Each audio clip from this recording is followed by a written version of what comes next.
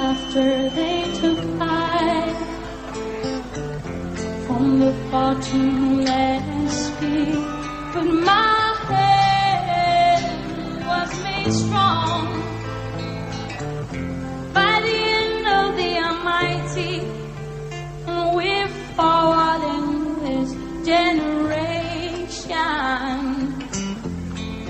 triumphantly, and won't you help to sing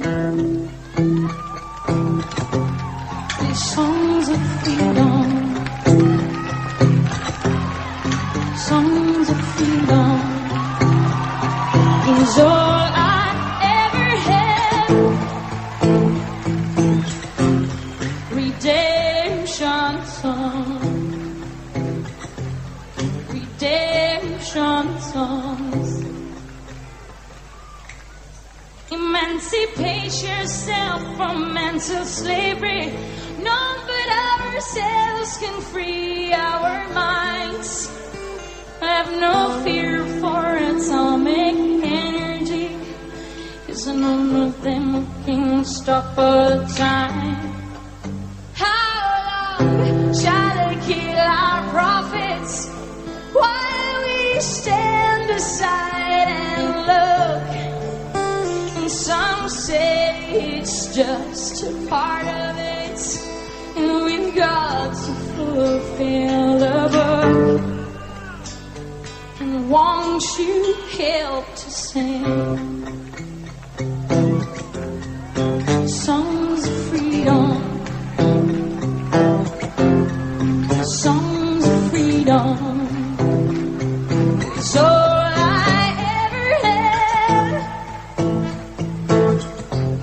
redemption song, redemption song. Hello again, everyone, and welcome. I am Mike Montagne, original architect of Mathematically Perfected Economy, speaking again on our worldwide initiative for Mathematically Perfected Economy and Absolute Consensual Representation.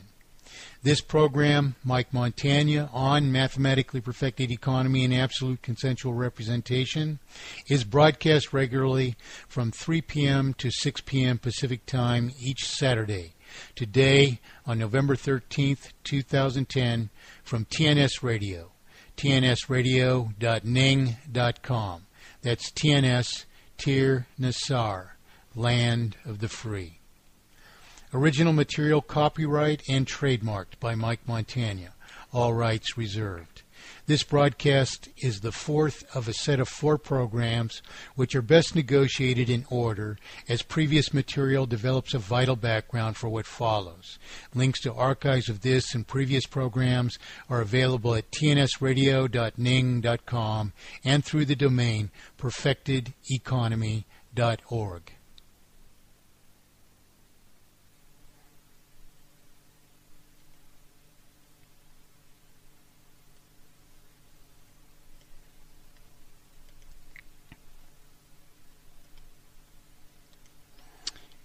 Last week's discussion closed with just a very basic description of how and why we the people are our only salvation, how we alone will establish mathematically perfected economy.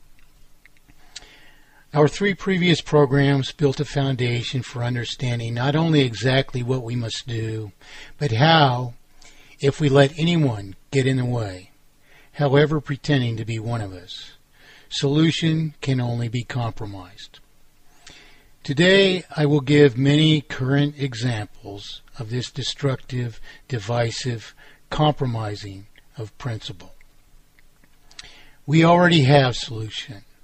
We already understand that bankers are not creditors, that the real authority to issue credit belongs to the people, that the crimes of the purported central banking systems of the world are that they first launder principal into their possession, then multiply that artificial indebtedness into an inevitably terminal sum of artificial indebtedness by an implicit obligation to maintain a vital circulation by perpetually reborrowing principal and interest paid out of the general circulation, which thus perpetually increases the sum of artificial indebtedness in proportion to capacity to pay by ever greater sums of periodic interest related to an ever greater sum of artificial indebtedness, until, of course, at an inherently escalating rate, we inevitably succumb to a terminal sum of debt. It is this inherent, irreversible, and therefore terminal multiplication of cost in proportion to remaining capacity to pay the escalation of artificial cost, which is the fundamental cause of inevitable failure and all the consequences we experience everywhere about us. Only by eradicating, by truly, absolutely solving this cause of failure, do we eliminate its consequences. But likewise, only by solving all the categoric faults I have given do we achieve the one fact of monetary justice. Why, when we have already been given solution, would we settle for anything else then? I have explained how the central banking systems which have been imposed upon the world are not truly issuers of credit. The real creditors are the people who build the $100,000 home we have repeatedly discussed. They are the people who give up property for a promissory obligation. I explain how fulfillment of a promissory obligation retires the obligation from circulation, how in the natural life cycle of a promissory obligation, paid principal is the property of no one. In my parable of perfect economy, we illustrated this life cycle, explaining how, when holders of the evidence of the promissory obligation came to collect the property from the debtor, the promissory obligations, of course, were canceled from existence because, in fact, they no longer represented anything. I have likewise explained how the issuer of a promissory obligation is the debtor, how such a money can never even rightly exist otherwise. And so I have explained how the purported central banking systems of the world merely intervene upon this relationship to deny us our inherent right to issue our promissory obligations, to merely publish evidence of the obligation, to thus commit the first incredibly monumental crime of laundering the principal into their possession, and secondly, to commit the even far more monumental crime of pretending earned and even deserved wealth was at stake, even as the only thing ever at stake was the mere negligible costs of publishing the mere evidence of our promissory obligations to each other. And not only then is the few cents it costs to put $100,000 into circulation recollected in a minute fraction of the first payment against the artificial debt, the lie that earned wealth is at stake, that this justifies interest, thus inherently and irreversibly multiplies the sum of artificial indebtedness into a terminal sum of artificial indebtedness, manifesting in all the conditions everywhere about us. This is what I have called the obfuscation of the currency, a purposed corruption of indispensable principles which not only manifests in ever greater injustice, in what I have called maldisposition, an ever greater portion of the circulation which is dedicated to servicing the ever-escalating sum of artificial debt at ever greater cost to the potential survival of the industry which is obligated to sustain the escalating sum of artificial indebtedness. Thus, from the beginning, we have huge injustices which are all multiplied, nonetheless, all the further, until the very culmination of this injustice is terminal. The purposed injustice, therefore, results in an inevitable state where the subject society can no longer afford to borrow further to maintain a vital circulation. In the final days of the lifespan of such a system, then, our creditworthiness is inherently and inevitably destroyed by this ever unjustified and unassented process. When we can no longer afford to assume further debt, even if the further debt is subject to negligible interest, because the fact we are saturated to the limits we can withstand in artificial imposed requirements to service mere artificial indebtedness to bankers who merely publish the evidence of our promissory obligations to each other.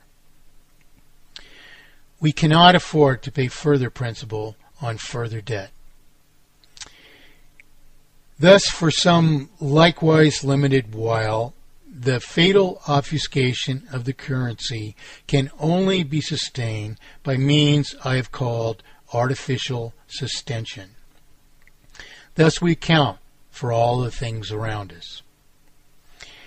I have explained that there are three categoric faults to this lie of economy, which has been imposed upon us for the very purposes which we know are such a monumental and destructive crime. For the lie accomplishes nothing else. Its means accomplish nothing else. And we know this too because everything you see going around you is to preserve the crime and the perpetrators, testifying to an ever-evident fact of usurped representation. For if any government in the world wanted solution, why are they not contacting me? Is there an alternate solution to our category faults? Number one, systemic manipulation or inherent irreversible, interest, inflation, deflation, and maldistribution. Or their second categoric fault, systemic manipulation of the cost or value of money or property. Or our third categoric fault, inherent irreversible multiplication of artificial indebtedness by this crime of interest. The categoric faults I've given?